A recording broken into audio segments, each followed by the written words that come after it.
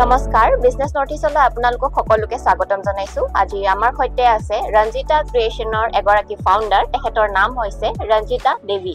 আমি তেখেতৰ পৰাই জানিবলৈ চেষ্টা কৰিম যে তেখেতে এই ব্যৱসায় যাত্ৰা কেতিয়াৰ পৰা আৰম্ভ কৰিছিলে। নমস্কাৰ, আমাৰ বিজনেছ নটিছলৈ আপোনাক স্বাগতম জনাইছো। আপুনি এই ব্যৱসায় যাত্ৰা কেতিয়া আৰম্ভ কৰিছিলে? মই 2011 পৰা আৰম্ভ কৰিছো। আগতে ষ্টাৰ্টিং মই মই ট্ৰেইনিং লৈছো এগ্ৰিকালচাৰৰ আচাৰৰ। মই ফাৰ্ষ্ট টাইম ৰেছপন্স পোৱা নাই আচাৰত। তাৰপিছত মই ভাবিলো মই কিবা এটা কৰিম বুলি। তাৰপিছত মই ভাবিলো ককনাট বিলাক মই পিকনিকত যাওঁ, ক'ৰবাত বুটলি লৈ আনো। ককনাটটোত এটা কিবা এটা বস্তু বনাওঁ বুলি বনালো, বহুত ৰেছপন্স পালো। তাৰপিছত বেম্বো আহিল। বেম্বো অহাৰ পিছত মই বেম্বোত কিবা এটা বনাম কিয়, বেম্বোটো চবেই বনাই ন। ফাউণ্টেইন বনাইছো মই, বহুত চেল কৰিলে। এইটো হোৱাৰ পিছত আকৌ ভাবিলো বটল বিলাক ভাবিছো বটলটো অকল ট্ৰাই কৰি চাওঁ, আৰু বটল হাতটো বনালো। সেইটো বহুত ৰেছপন্স পাইছে। লাষ্টত আকৌ আমাৰ কেৰাহীটো মই চাওঁ কিবা এটা ওলাব পাৰো, নতুন চেষ্টা কৰি আছো আৰু মই হবি আৰু। তাৰপিছত এই কেৰাহীটো আকৌ ৰেছপন্স পালো। কেৰাহী এইটো জাষ্ট মোৰ ক্ৰিয়েশ্যনৰ প্ৰডাক্ট আকৌ মই ড্ৰাই ফ্লাৱাৰত ইফালৰ পৰা ড্ৰাই ফ্লাৱাৰ আমাৰ ফ্লাৱাৰটো ইয়াতে নাপায়, যিহেতু জংগল গ্ৰাছবিলাক। তাৰপিছত মই আনি কিনে কালাৰ ডাই কৰিলো, বাছ এইটো। কিন্তু মই মেটেকাৰ মই শিকিব পৰা নাই। কওনাটো মই মণিপুৰৰ পৰা আনি কিনে মই ব্যৱসায় কৰি আছো। আপুনি কিমান মান টকা বাজেট লৈ আপুনি ফাৰ্ষ্টে এই ব্যৱসায়টো আৰম্ভ কৰিছিল? আৰু বাজেটটো কেনেকে কম আৰু, মেচিনত অকণমান হাতেদি কৰিছিলো। তাৰপিছত মেচিন কিনিব লগা হৈ গ'ল, বেম্বো কাটিঙৰ।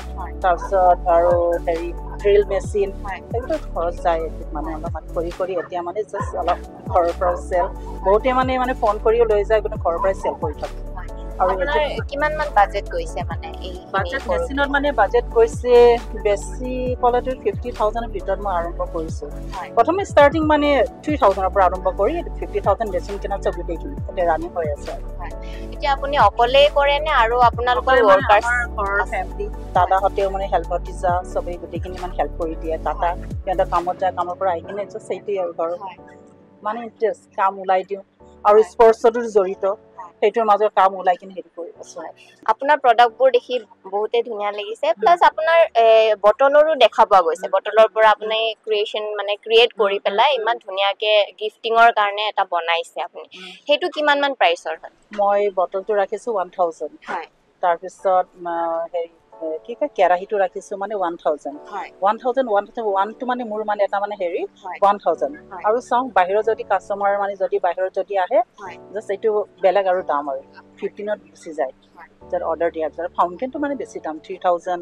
তাৰপিছত ডাঙৰ লভি ফাউণ্টেইনো বনাওঁ। লভি ফাউণ্টেইন হোটেলত বুকিং আহে মোৰ তাত, সেইটো বনাওঁ 5,000 7,000 তেনেকৈ যায় আৰু।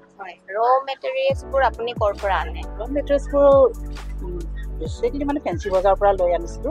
তাৰপিছত হ'লচেলৰ পৰা, লাইট নিজৰ হ'লচেলৰ পৰা।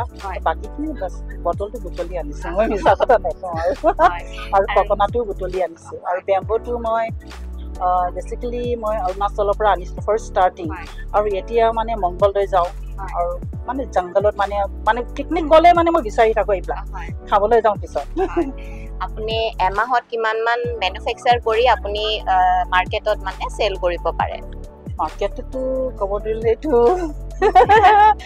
চিক্ৰেটে ৰাখক দিয়ক, চিক্ৰেট ৰাখক এইটো। আৰু আপুনি ক'ত ক'ত বিক্ৰী কৰিছে? বিক্ৰী কৰা ঘৰতে চব মোৰ ফ্ৰেণ্ড চাৰ্কল। আৰু DC বাইদেউ লৈছিলে, বিজয়া চক্ৰৱৰ্তী। আৰু ডন বস্কৰ ফাদাৰো মোৰ পৰা ফাউণ্টেইন লৈছিলে। আৰু আমাৰ মুকুতা ডেকা, GMDA ভাইচ চেয়াৰমেন, সিও মোৰ পৰা লৈ যায়। ফোন কৰি চব গোটেইখিনি জানা হৈছে। ফোন কৰি কিনে মই ফেচবুকত আপলোড কৰি দিওঁ, সিহঁতে কয় ফোন কৰি দিয়ে আৰু সামান চাহিয়ে ও চাহিয়ে। আৰু কিছুমানে লৈ যায়, এই পঞ্জাৱতো লৈ যায় সিহঁতে কৰিবলৈ, বিক্ৰী কৰিব নে কি জানো, মই নাজানো। সিহঁতৰ বেংগলৰতো লৈ যায়।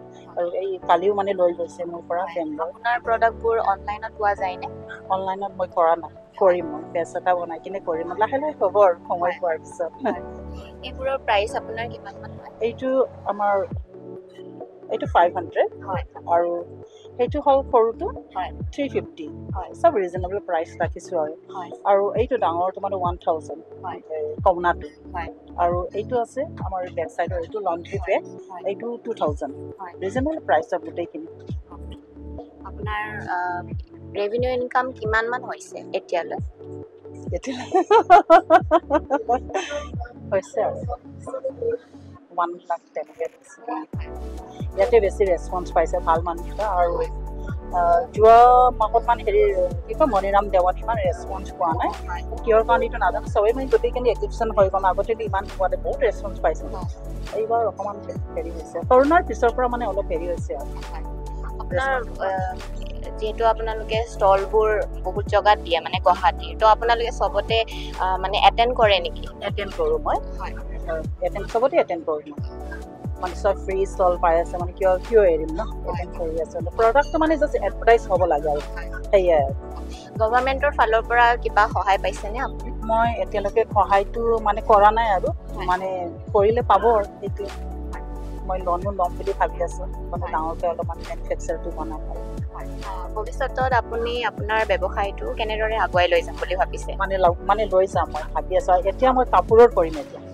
হেণ্ডলুম মানে কাপোৰৰ মানে ব্লক পেইণ্টিং তাৰপিছত কাপোৰৰ ৰানাৰ নিজে মানে কৰিম আৰু আমাৰ মণিপুৰতো হেৰি থাকে নহয় বিয়াৰ সময়টোতো ছেট পূৰা থাকে সেইটো মই এইবাৰ বনাম এইবাৰ মই ওলাম এইটো কাপোৰৰটো হেণ্ডলুমৰ বেডশ্বীট ৰানাৰ তাৰপিছত নাজানো কি ক'ম ধন্যবাদ আমাক ইমানখিনি জনোৱাৰ বাবে চাই থাকিব বিজনেছ নৰ্থ ইষ্ট